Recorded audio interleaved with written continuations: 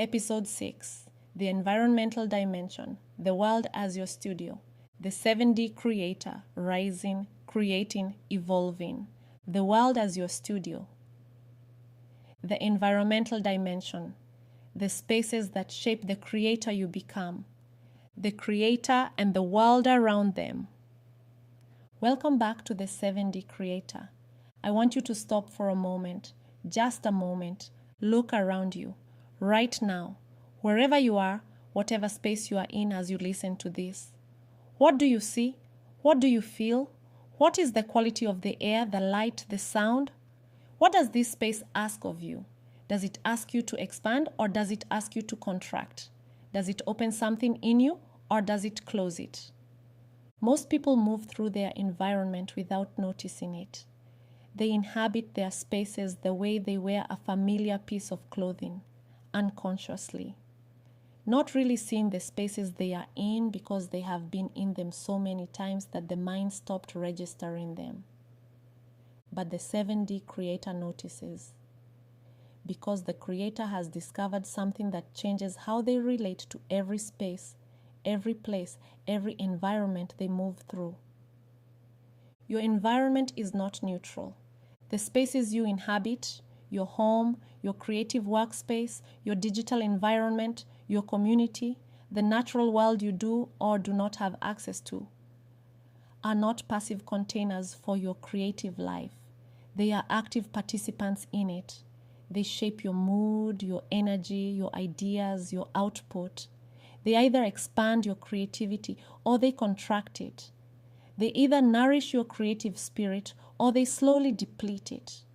And when you become conscious of this, when you start to see your environment not as something that happens to you, but as something you can intentionally shape and choose, your creative life transforms.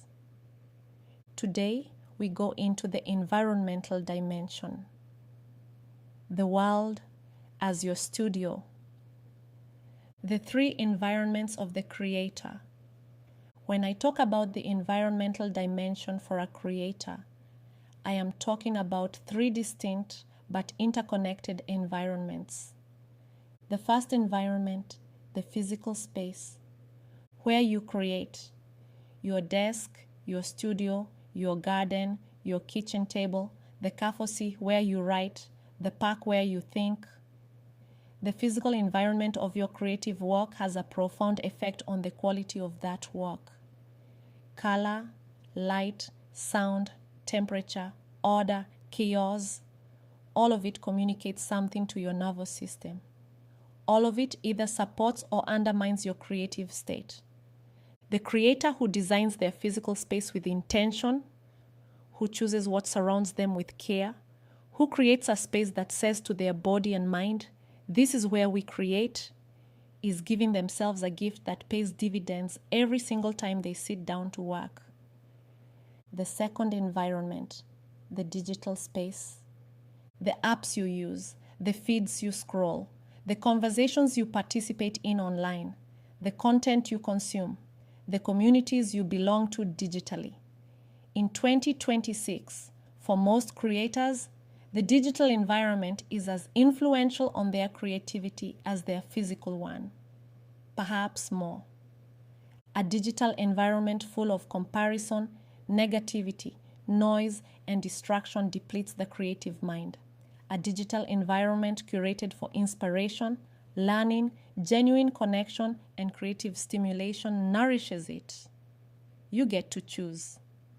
The choice is a creative act in itself.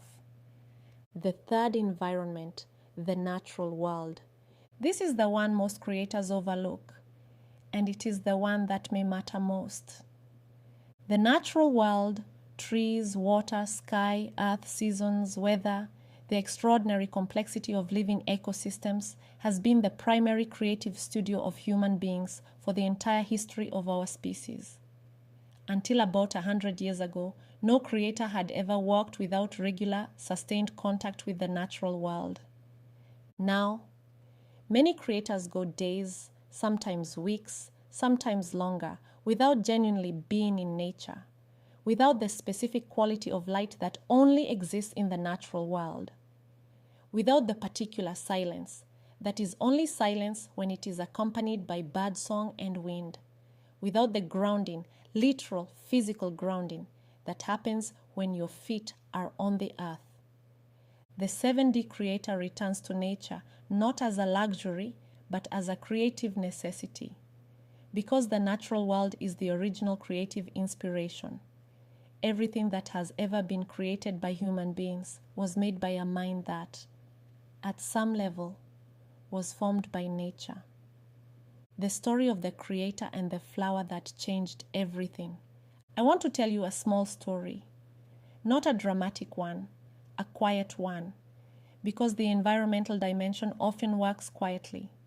There was a creator who had been stuck, not stuck in a dramatic, obvious way, in the way that is harder to name, the slight heaviness in the work, the sense of going through creative motions rather than genuinely creating, the ideas coming but not landing, the work being done but not feeling alive. She had tried everything she knew to try, different times of day for creating, different music, different strategies, different prompts. And then one morning, not with any particular intention, she went outside. Not to exercise, not to be productive, just to be outside. She walked slowly through a nearby park, and something happened that she could not entirely explain. She smelled a flower, one particular flower, a very ordinary flower, and in the fraction of a second between the scent reaching her and her mind categorizing it, something opened, a memory, a feeling, an understanding of something she had been working through creatively for weeks without being able to reach it. She sat on a bench and in 15 minutes wrote the best thing she had written in months. Not because the flower was magic, because the natural world, its beauty, its complexity, its complete indifference to productivity and performance, had done what her indoor, screen-lit, strategy-driven creative environment could not do. It had brought her back to herself. The natural world has this capacity to return us to something essential, something pre-strategy, pre-performance, pre-audience, something that simply is, without needing to produce or prove or achieve. And from that essential place, the most essential creativity arises. Go outside. It will change your creative life. How to design your creative environments. Let me give you practical guidance for designing all three of your creative environments. Designing your physical creative space. You do not need a dedicated studio or a perfect setup. You need a space, even a corner of a room, that is intentionally designed to support your creative state. Consider natural light wherever possible. A clean, organized surface, because physical clutter creates mental clutter. Something in the space that inspires you, a plant, an image, a meaningful object. A way of marking the beginning of creative time, a ritual that tells your body and mind, we are creating now. The ritual matters. It trains your nervous system to associate that space and that action with the creative state. Over time, simply entering the space begins to open the creative door. Designing your digital creative environment. Audit your digital environment with this question. Does this nourish or deplete my creativity? Every app, every account you follow, every community you participate in nourishes or depletes.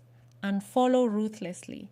Curate generously. Fill your digital world with the voices, the ideas, the beauty, and the inspiration that feeds the creator you are becoming. Leave behind the content that makes you feel inadequate, small, or anxious. Your digital environment is a creative input. Treat it as carefully as you treat what you put in your body. Designing your nature practice. Make contact with the natural world a non-negotiable part of your creative week. Not a reward for when the work is done. A practice, a ritual, A creative investment. Walk in a park, sit near water, tend a garden, even a small pot on a balcony. Watch the sky, notice the seasons, feel the weather. Let the natural world remind you of something that the creative work can make you forget. That you are a living being, part of an extraordinary living system, subject to rhythms and cycles that are deeper and older than any platform or strategy or trend. That remembering is creative gold. The interconnection, how the environmental dimension feeds all the others. The environment, the spaces, and the world we inhabit is the container for everything else. When your spiritual dimension seeks connection to something greater, the natural world is one of the most direct pathways available. The experience of standing in a forest or on a cliff or by an ocean and feeling viscerally how vast and complex and beautiful this world is a spiritual experience, whether you frame it in religious language or not. Nature is one of the oldest and most universal sources of spiritual awakening. When your occupational dimension builds your creative work, the environment provides the inspiration, the shapes, the colors, the rhythms, the stories of the natural world and of the human communities you inhabit. All of it is raw material for creative work. Every great creator has always drawn from the world around them. When your physical dimension needs nourishment, the environment provides it. Clean air, natural light. The physiological benefits of time in nature are documented and extraordinary. Green spaces reduce cortisol. Natural light regulates sleep. Time outdoors improves mood, cognitive function, and immune health. The environment is medicine. When your intellectual dimension hungers for ideas, the environment is the library. The natural world alone, in its complexity, its elegance, its problem-solving genius accumulated over billions of years, contains more creative ideas than any human library. Biomimicry, the practice of learning from nature, has produced some of the most innovative human creations of the last century. When your social dimension builds community, the environment provides the gathering place. Shared spaces create shared experience. The park, the community garden, the neighborhood, the city, these environmental commons are where community forms and deepens. The environment shapes the social as much as the social shapes the environment. And when your emotional dimension needs healing, the environment offers it in abundance. The Japanese practice of Shinrin-yoku, forest bathing, has documented therapeutic effects on emotional well-being. The sound of water, the sight of green, the smell of earth, the body knows its home in nature. And when it returns there, something releases. The environment is not around your creative life. It is woven through it. The creator who sees the world as sacred.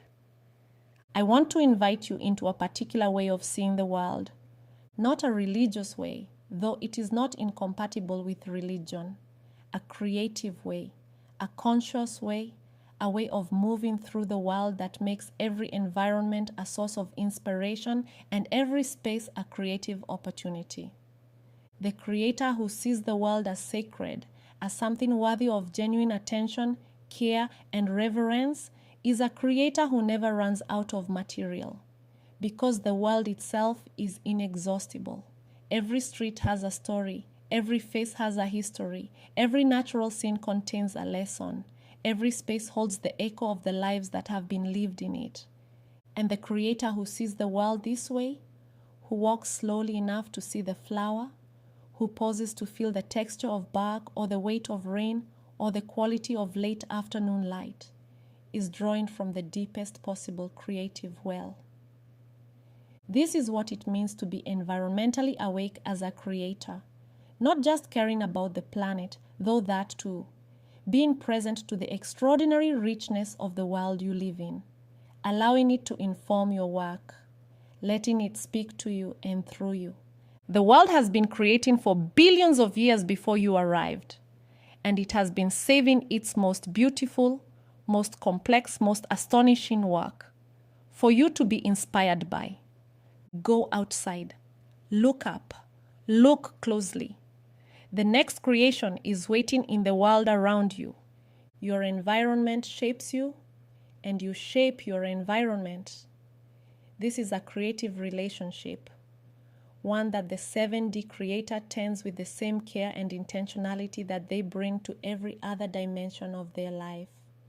Design your spaces with love, return to nature regularly, curate your digital world with discernment, and let the extraordinary beauty of this world, its complexity, its generosity, its inexhaustible creativity inspire everything you make.